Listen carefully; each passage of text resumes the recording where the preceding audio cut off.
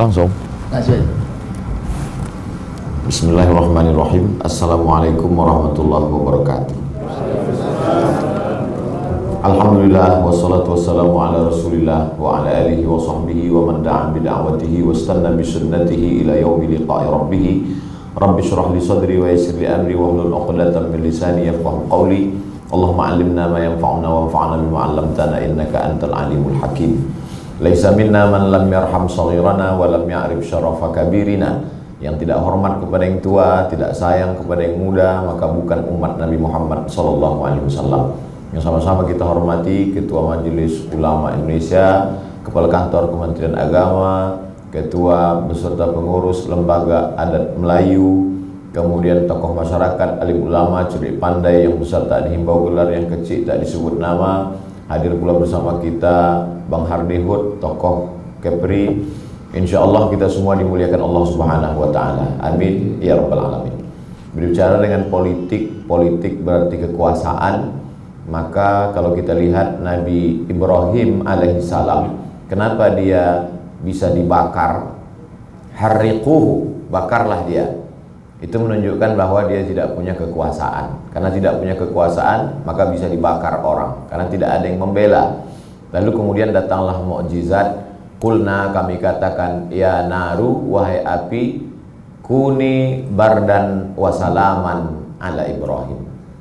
Lalu kemudian berpindah pada masa Nabi Musa alaihissalam. Bagaimana Nabi Musa bisa terusir dari Mesir? Karena Nabi Musa tidak punya kekuasaan, tak ada kekuasaannya.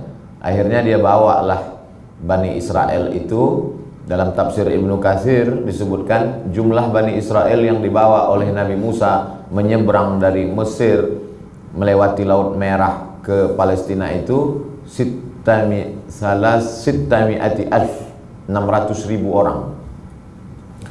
Artinya dia tidak punya kekuasaan. Kekuasaan dipegang oleh Fir'aun. Lalu kemudian puncaknya juga sama, datang mukjizat. Falamma adrakahul gharaqu, akhirnya tenggelam juga Fir'aun. Lalu kemudian Nabi Musa menyeberang dan dia tidak sampai ke Palestina. Dia meninggal di dataran Sinai. Lalu kemudian perjalanan itu dilanjutkan oleh murid Nabi Musa bernama Yusha bin Nun. Dalam literatur barat disebut dengan Joshua. Lalu kemudian sampailah pada masa Nabi Isa alaihissalam. Wa ma qataluhu, mereka tidak berhasil membunuhnya. Wa ma salabuhu, mereka tidak menyalibnya. Walakin syubbiha lahum, akan tetapi ada orang yang diserupakan dengannya. Karena waktu itu ada koalisi besar antara tokoh agama, pendeta-pendeta Yahudi dengan kekuasaan, yaitu bangsa Romawi. Karena Palestina adalah salah satu daerah jajahan Romawi. Lalu kemudian ketika pertemuan perkumpulan Nabi Isa itu dianggap sebuah ancaman. Dua kelompok merasa ini ancaman. Pendeta-pendeta merasa kehadiran Nabi Isa sebagai ancaman. Karena kalau ini besar nanti akan mengalahkan pamor para pendeta Yahudi. Lalu kemudian tokoh agama, tokoh penguasa dari bangsa Romawi juga merasa ini nanti mengancam. Akhirnya Romawi dengan Yahudi yang selama ini tidak pernah berkoalisi karena bertemu dengan musuh. Jadi musuh bisa menyatukan orang-orang yang selama ini mendapat musuh bersama, akhirnya bersatu. Ditambah lagi ada salah satu muridnya yang berkhianat namanya Yudas Iskariot. Akhirnya mereka pun mau menangkap Nabi Isa, berakhir dengan mukjizat. Jadi ada tiga titik persamaan antara Ibrahim, Musa, Isa, tidak ada kekuasaan, dan berakhir dengan mukjizat. Ketiga-tiganya diselamatkan oleh mukjizat yang diceritakan Allah secara detail dalam Al-Quran. Tidak sedetil solat zuhur 4 rakaat, tidak sedetil solat subuh 2 rakaat. Kenapa dalam fikih detailnya solat, detailnya justru dalam fikih rukun solat 13. Tapi kehidupan kekuasaan Nabi diceritakan secara detail dalam Al-Quran. Sampai akhirnya nampaklah perbedaan antara mereka dengan Sayyidina wa Maulana wa Syafi'ina wa Zuhrina Muhammad sallallahu alaihi wasallam. Itulah mengapa Michael H. Hart ketika mengumpulkan 100 tokoh, 100 influential person in history, dia buat Muhammad SAW itu nomor 1. Kenapa? Karena dia bukan hanya sebagai tokoh spiritual, tapi dia meninggal berhasil meninggalkan kekuasaan. Yang dalam bahasa agama kita disebut dengan tarakana alal mahajjatil bayda lailuha kanahariha. Malamnya seperti siang. Maka Madinah itu disebut dengan Al-Madinah Al-Munawwarah. Karena ketika itu kekuasaan dipegang oleh Nabi Muhammad SAW. Jadi kalau rukun pemerintahan itu ada 5, ada pemimpinnya, ada wilayah kekuasaannya, ada rakyatnya, ada hukumnya, ada pemimpinnya, ada rakyatnya, ada wilayah teritorial kekuasaannya, ada hukumnya, lalu kemudian ada perangkatnya, maka kelima-lima itu ada pada Nabi Muhammad SAW. Mana wilayah teritorialnya? Makkah dan Madinah. Mana penduduknya? Muhajirin dan Ansar. Ditambah yang non-muslim, Bani Nadir, Bani Quraidah, Bani Qainuqa, dan sebagian orang musyrik yang tidak memusuhi Nabi.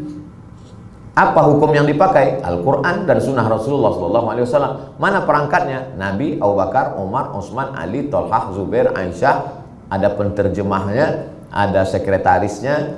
Semua diterjemahkan oleh sahabat Nabi Zaid bin Sabit. Ta'allamtuha wa hadzaqtuha. Aku pelajari bahasa Yahudi itu secara mendalam selama nisfa syahrin, setengah bulan. Lalu kemudian ada hukum, ada wilayah, ada masyarakat, dan dipimpin langsung oleh Nabi Muhammad SAW. Maka ketika Nabi SAW meninggal, berkumpullah sahabat di Saqifah Bani Sa'idah. Mereka bermusyawarah siapa yang akan mengganti kepemimpinan setelah Nabi Muhammad SAW. Bukan kenabian, karena kenabian la nabiyya ba'dah, la nabiyya wala rasulah ba'dah. Tapi yang mereka bicarakan di Saqifah Bani Sa'idah itu adalah kepemimpinan setelah Nabi Muhammad SAW meninggal. Lalu orang Syiah menuduh bahwa Abu Bakar dengan Umar berkoalisi untuk menyingkirkan Sayyidina Ali. Padahal kita tahu, paham dalam fikih, kalau orang meninggal, yang paling layak memandikan jenazahnya adalah ahli bait keluarga. Maka sesungguhnya mereka sedang bagi-bagi tugas. Sayyidina Ali, Sayyidina Abbas, Sayyidina Abdullah bin Abbas, Sayyidina Fadl bin Abbas, mereka mengurus jenazah Nabi karena mereka ahli bait. Sedangkan Abu Bakar dengan Umar berkumpul di Saqifah Bani Sa'idah mengurus urusan. Lalu kemudian semua bersepakat, masing-masing punya calon. Orang Madinah punya calon namanya Sa'ad bin Ubadah, panglima perang dari suku Aus. Sedangkan orang Makkah punya calon Umar bin Khattab, panglima perang juga. Lalu kemudian Umar mengatakan ada indikasi lain. Apa itu? Bahwa Nabi ketika sakit mengangkat Abu Bakar sebagai imam sholat. Maka imamatun sughra dalilun ala imamatin kubra. Imam kecil, imam sholat itu menunjukkan indikasi imam besar untuk menjadi pemimpin umat. Maka akhirnya mereka bersepakat. Ketika itu kata Abu Bakar Siddiq, al-a'immatu min Quraisy. Imam ini diangkat dari golongan Quraisy. Dengan diangkatnya golongan Quraisy sebagai imam, tereliminasilah Ansor. Karena Sa'ad bin Ubadah bukan Quraisy. Dan di antara Quraisy ini siapa yang paling berhak? Maka ada indikasi Nabi menyuruh jadi imam sholat itu, seolah-olah itu indikasi. Lalu kemudian bergantilah kekuasaan itu selama 4 kali. Dari Abu Bakar kepada Umar, dari Sayyidina Umar kepada Sayyidina Utsman, dari Utsman kepada Sayyidina Ali.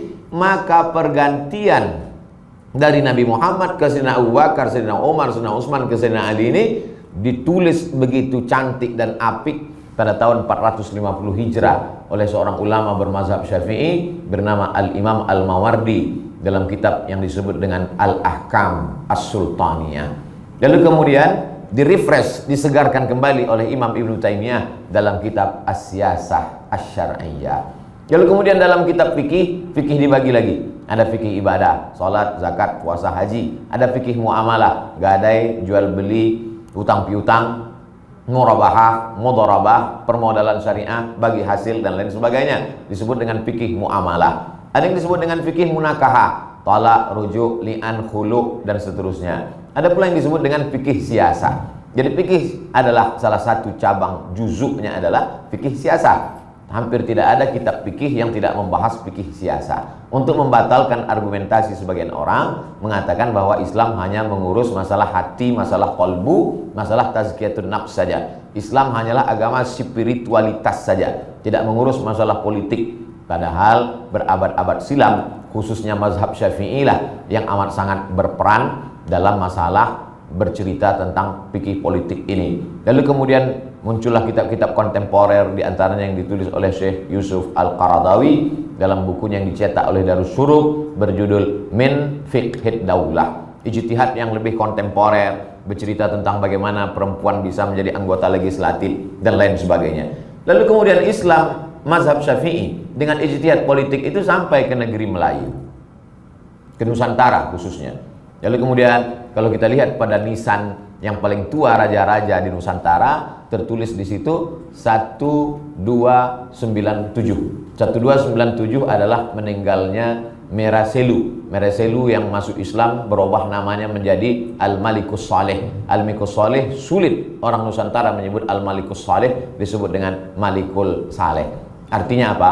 Pada 1297 orang Indonesia yang belakangan nama itu datang setelah datang penjajahan Belanda, Indonesia, Indo-India, Nesia pulau-pulau. Indonesia dalam terjemahan Arabnya Al-Juzur Al-Hindiyah, pulau-pulau yang ada di balik India. Jadi Indonesia nama datang belakangan. Nama kita adalah berdasarkan daerah masing-masing, dari mulai pucuk Sumatera, Aceh, sampailah Papua, sampai Makassar dan lain sebagainya. Sehingga nama-nama mereka itu selalu memakai nama daerah dia. Kalau kita lihat bagaimana seorang ulama dari Makassar yang dibuang ke Cape Town, Afrika Selatan, tidak pakai Indonesia tapi pakai nama dia Syekh Yusuf Al-Makassari Tajul Khalwati. Ketika mereka berhasil jadi imam di Masjidil Haram, dia pakai nama daerahnya Syekh Ahmad Khatib Al-Minkabawi. Ini menunjukkan bahwa sebelum negara ini terbentuk, lalu kemudian ulama-ulama di Nusantara sudah mengamalkan itu, maka anak dari Mereselu Al-Malikus Saleh, Malikul Saleh itu punya anak bernama Malikus Zahir. Jadi ketika seorang explorer dari Maroko datang bernama Ibnu Battuta, dia tulis dalam 2 jilid perjalanannya itu, maka di antaranya yang bercerita, aku sampai ke sebuah pulau itu bernama Samudra, kita menyebutnya Sumatra atau Sumatera. Di situ aku melihat raja-rajanya yang soleh dan ada ahli fikih, mereka naik gajah, mereka pakai jubah putih, ada pakai jubah hijau. Itu menunjukkan bahwa kalau pada 1297 umat Islam di Nusantara sudah punya kekuasaan, sudah berkuasa secara politik, maka sesungguhnya sebelum itu Islam sudah menyebar tapi tidak punya kekuatan sama sekali. 1297 Islam berkuasa di Sumatera, lalu kemudian Wali Songo 14 sekian, Kepala 14, Sumatera 12, lalu kemudian puncak kemegahan Islam di Jawa adalah pada masa Sultan Agung, yaitu 16, 12, 14, 16. Barulah datang Belanda pada 18 membuat 3 hukum: Kitab Undang-Undang Hukum Pidana, Kitab Undang-Undang Hukum Perdata, Kitab Undang-Undang Hukum Dagang. Untuk apa? Untuk mengkebiri ajaran Islam. Yang sebelumnya pada masa Sultan Agung, mereka menetapkan segala hukum di sebuah mahkamah. Kalau kita sekarang menyebutnya peradilan agama atau pengadilan agama. Lalu kemudian daerah khusus Aceh dengan nama istilah khusus namanya Mahkamah Syariah. Maka pada masa Sultan Agung 16 itu ada yang disebut dengan pengadilan masjid, ada emperannya. Maka emperan itu yang disebut tempat serambi orang duduk-duduk. Setiap masjid, orang arsitek yang mampu membangun masjid dengan fikih Islam, dia tahu bahwa perempuan menstruasi tak boleh masuk masjid, duduk di serambi.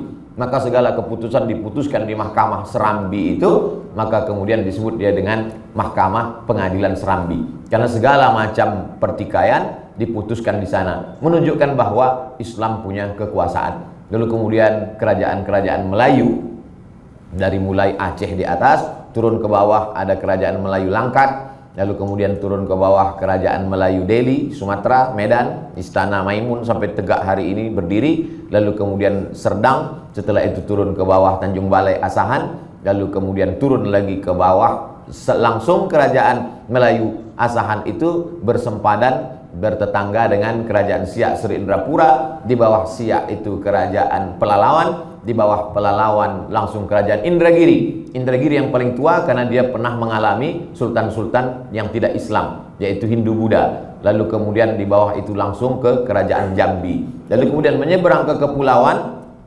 Di pulau sendiri ada kerajaan Riau Lingga. Lalu kemudian yang paling tua sebelum itu adalah kerajaan Tumasik. Lalu kemudian terjadi konflik antara Tumasik dengan Jawa, tumbang kerajaan Tumasik.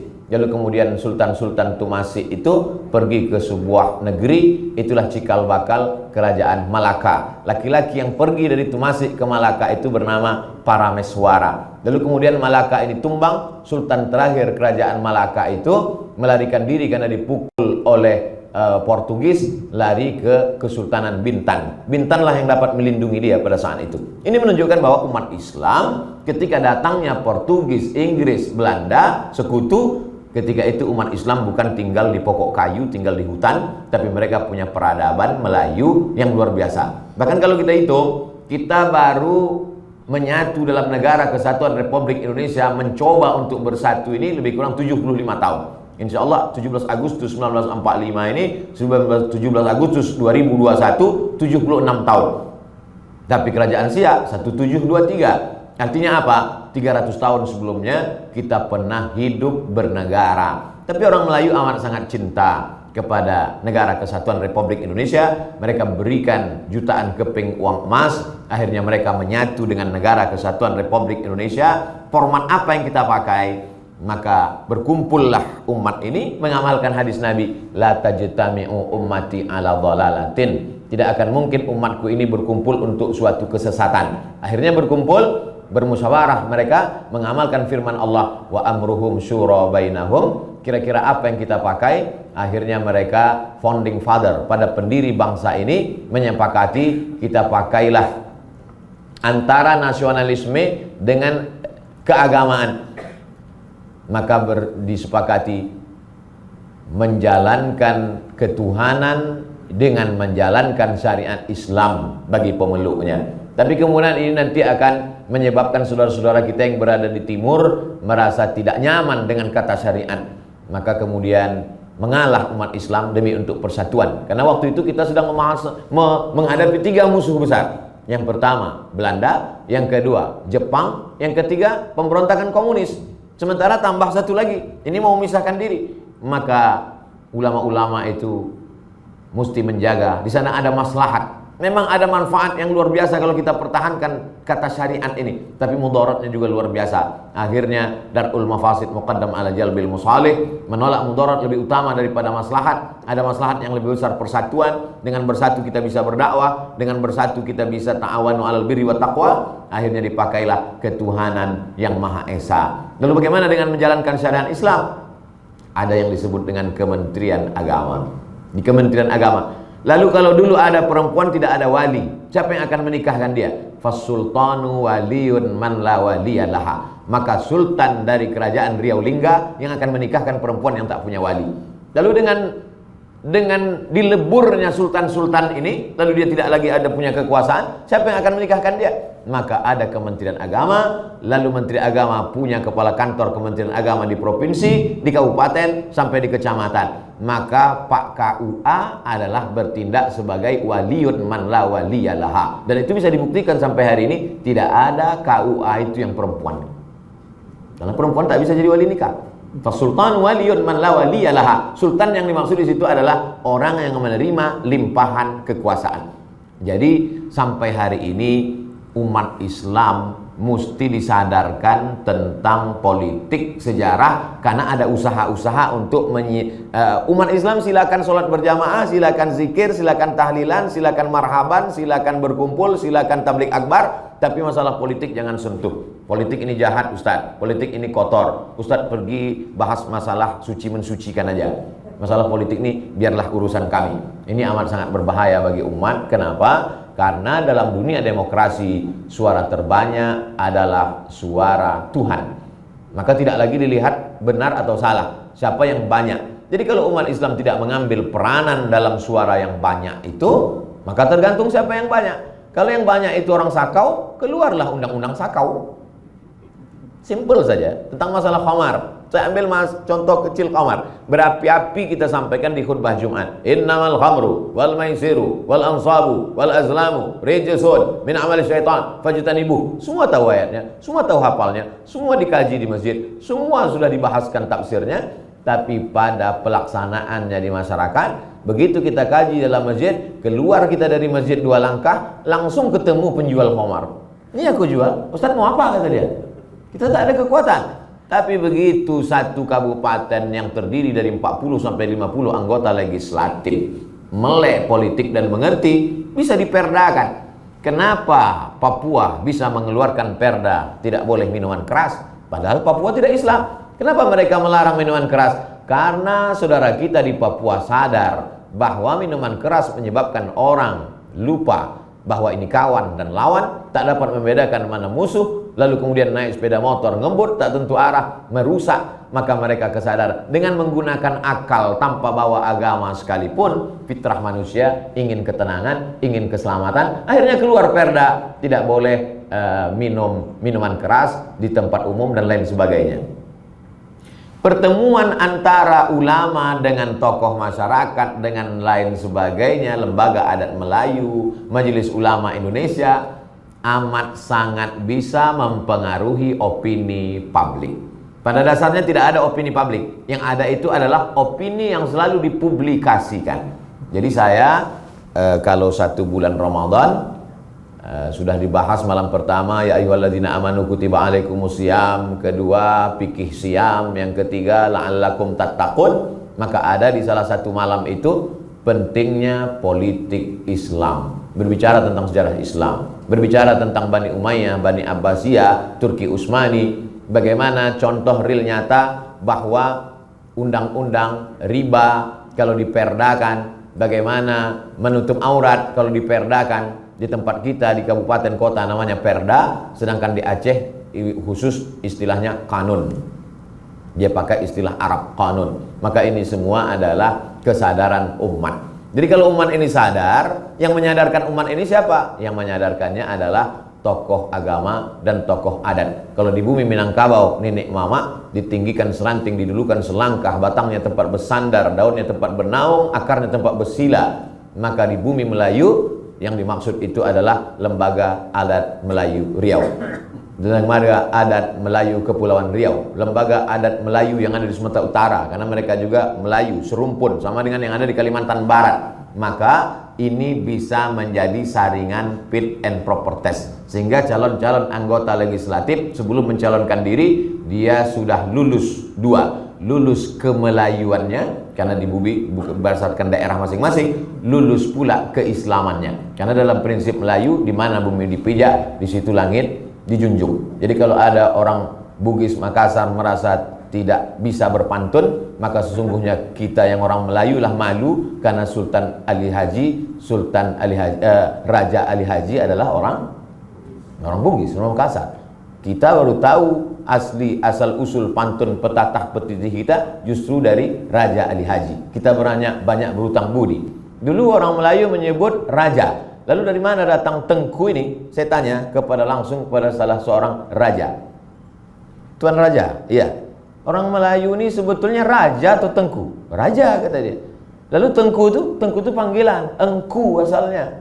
Lalu kenapa orang jadi tengku? Gara-gara orang Bugis. Orang Bugis bilang tengku, kita pun ikut tengku. Maka ketika sudah sampai pada level itu, kita akan bisa insya Allah masyarakat tidak lagi diributkan dengan masalah khilafiyah, tapi mulai dia kesadaran. Yang membingungkan dia, yang memusingkan kepalanya tidak lagi masalah jenggot, masalah kaki celana, masalah kunut tak kunut, tapi yang membingungkan dia, yang membuat kegelisahan kerisauan dia adalah bagaimana dikeluarkan perda khamar, perda perempuan tak mahram jangan keluar malam, perda. Siapa yang memicukan isu-isu? Ustadz dan tokoh adat. Tokoh adat bicara tentang adat. Adat bersendi sarak, sarak bersendi kitabullah. Sekali layar terkembang surut untuk berpantang.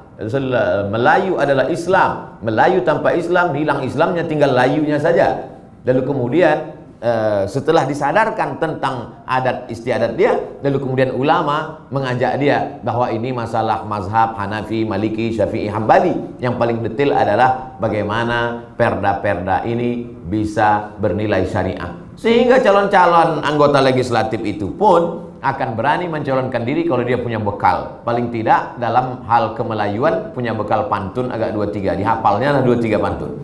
Dalam hal masalah keagamaan paling tidak dia paham, karena dia akan ditanya oleh masyarakat. Nanti kalau Bapak duduk jadi anggota legislatif, DPR kota, DPRD provinsi, DPR RI, apa saja nilai-nilai keislaman yang akan Bapak sampaikan. Kenapa itu bisa ada dalam benak dan pikirannya? Karena dia sudah melihat fenomena yang ada umum. Jadi yang saya bicarakan ini adalah kombinasi antara ideal dan realitanya. Sesuai dengan judul kita, idealita dan realita. Nah, bagaimana idealitanya? Bahwa idealnya masyarakat punya kecerdasan untuk memilih orang-orang yang layak. Dari mulai DPR kota, DPR kota kabupaten, DPRD provinsi, DPR RI, DPD, wali kota, bupati, gubernur, presiden yang dia pilih. Lalu kemudian apa yang terjadi? Realitanya bahwa suara masih lagi dipengaruhi oleh money politik. Money politik akibat apa? Akibat masyarakat lapar. Orang lapar tak bisa kita ajak seminar. Yang bisa diajak seminar cerita itu orang kenyang, tenang, kenyang, adem, ayam, AC hidup. Kalau kepanasan, tak ada makan, maka tak bisa dia berpikir. Sulit otak itu bekerja kalau perut kosong. Akhirnya siapa yang punya duit, siapa yang punya banyak duit, jadi ini tanggung jawab siapa ini? Tanggung jawab kita bersama, Ustadz, Majelis Ulama Indonesia, Lembaga Adat Melayu, dan tokoh masyarakat. Fasadul ulama bifasadil umara. Fasadul umara, fasadul ummah bifasadil umara. Fasadul umara bifasadil ulama. Fasadul ulama bihubbil mali wal jah. 4 sepaket. Umat ini rusak karena pemimpinnya rusak. Pemimpin ini rusak karena ulamanya rusak. Ulamanya rusak karena cinta harta dan cinta kedudukan. Jadi kalau ulama sudah selamat dari ini, dia mempengaruhi umat untuk kebaikan maslahat, maka insya Allah akan baiklah ulama. Kalau ulamanya baik, akan baiklah pemimpin. Kalau pemimpinnya baik, maka rakyat akan baik. Masyarakat, kama yuwalla alaikum, kamu akan dipimpin oleh orang-orang yang seperti kamu. Jadi hari ini kita sedang berhadapan antara idealisme yang kita sampaikan pada khutbah, pada seminar, pada lokakarya, tapi di sisi lain juga kita sedang menghadapi realita umat yang luar biasa. Kita bisa melihat orang pemabuk, sakau bisa duduk menjadi anggota parlemen. Kenapa? Karena umat yang memilih mabuk juga. Dari mana kita memperbaiki ini? Banyak yang mengatakan, udahlah tak usah kita cerita politik ini, capek, kita tak ada pangkalnya, tak ada ujungnya. Saya tetap optimis, karena putus asa dalam Islam itu syaratnya berat. La yai'asu mir rahmatillah ilal qaumul kafirun. Kalau mau putus asa syaratnya kafir dulu, baru boleh putus asa. Nah, jadi saya tetap dalam 2, memperbaiki umat ini dengan cara 2. Yang pertama dakwah, yang kedua pendidikan. Makanya selalu saya katakan, mari kita masukkan anak kita rumah Quran, TK Quran, SD Quran, SMP Quran, SMA Quran, sehingga generasi Qurani nanti dia akan jernih untuk memilah dan memilih. Perbaiki ekonomi umat, belanja ke warung tetangga, karena kalau ekonominya sudah mapan, insya Allah dia tidak bisa lagi dipengaruhi, karena dia sudah independen. Kada al-faqru ayyakuna kufran, hampir kefakiran membuat dia menjadi kafir. Puncaknya adalah independensi dalam bidang pilihan politik. Saya kira sebagai pengantar dialog kita, itu yang dapat saya sampaikan. Sengaja saya sampaikan cepat-cepat karena takut bahannya hilang. Karena di depan saya ini banyak tokoh-tokoh masyarakat.